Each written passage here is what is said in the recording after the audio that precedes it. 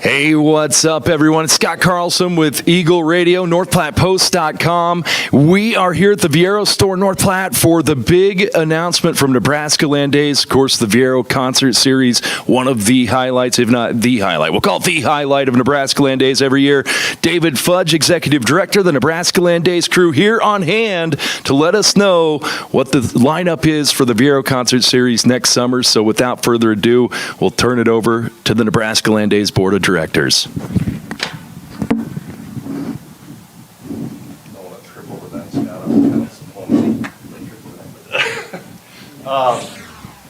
First, I want to introduce some folks that are here with us. The Board of Directors, over my left shoulder, Board President Kevin Foote is here to answer questions if you'd like to as well. What? Surprise. Yeah, welcome. We're really happy to be doing this at the Viero store here in North Platte. Viero is one of those great partners that kind of stood with us, stood with us in the middle of that weird time from 19 to 20 that we'd all like not to live through again. So, but we came out of it really healthy, and we're really excited to be able to come back here and do this at the store and share the news with you today. So, a little different tack this year. Took a little longer. We can address that in kind of some of the follow-up questions afterwards, but it did take a little longer than normal this year. Most of that has to do with the way our industry is still kind of restarting after the shutdown. It's not all the way restarted yet. We're still working through some things, and so a little different this year than it has been in the past. Hopefully we can get back to normal 100% with our timelines next year. But really pleased to announce the Viero Summer Jam Concert Series lineup for June 2022. Friday, June 24th, Tim McGraw will be the headliner. Tim is a future Hall of Famer, Grammy winner, actor, author, and actually working on a TV series right now as well. So we were able to get him this year and really excited about that. We'll have a couple other artists to be named later on that show, and hopefully have that for you in the next 3 to 4 weeks.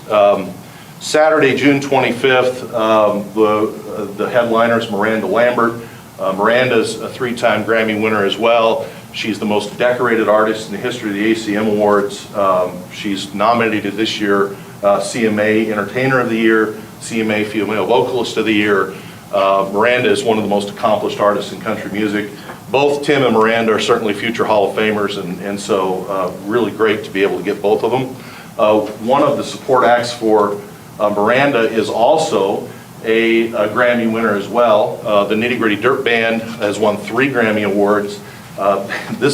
Saying this sentence makes me feel really, really old, but they will be spending next summer celebrating the 40th anniversary of their iconic single, Fishin' in the Dark. So they're going to bring that tour out here next summer.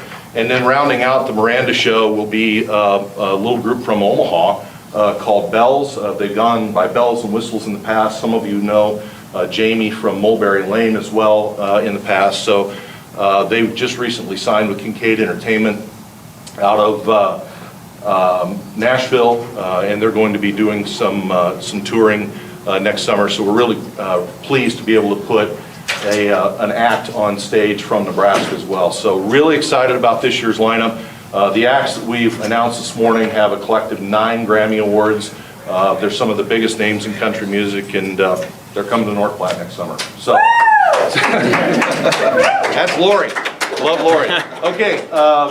With that, any questions you may have, we'll be happy to answer at this point as we can.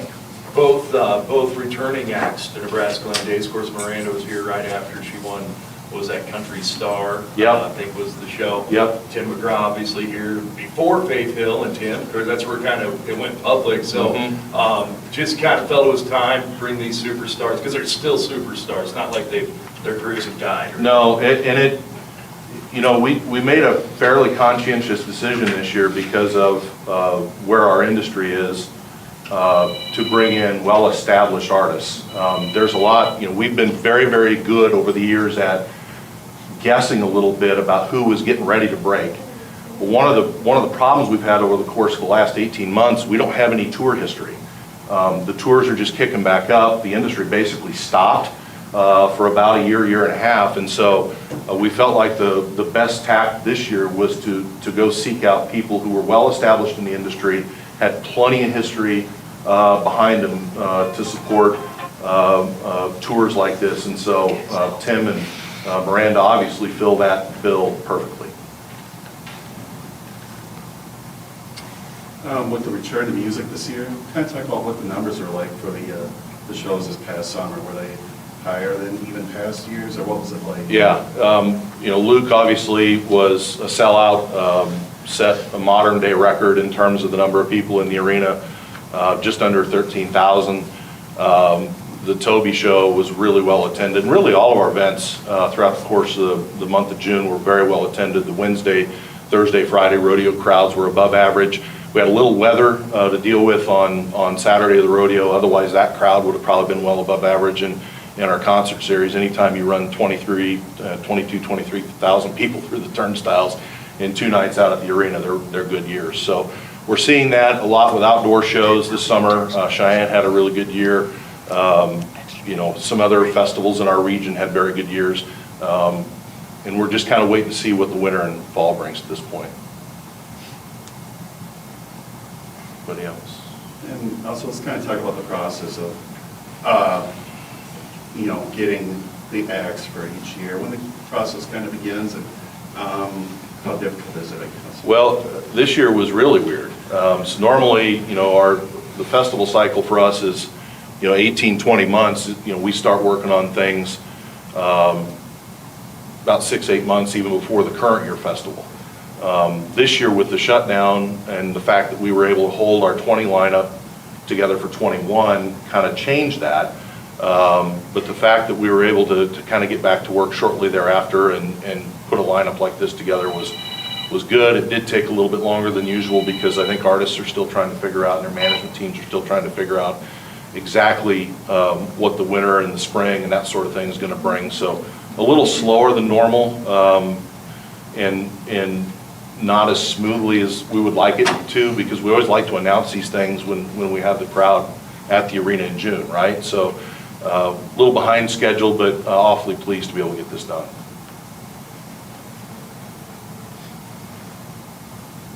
Okay, you guys have anything you want to say? Really grateful to these folks. Been a long couple of years. It was good to do something again this year. I think everybody was in agreement with that. So it's been a wild ride, and these guys have been great. And so thankful to them and thankful to our sponsors. Appreciate Viero letting us invade your space today. Sarah's here, Lori's here. So grateful to them for letting us disrupt your world today and being a part of our festival. So appreciate everybody being here. If you've got any questions, we'll be available afterwards. Thanks.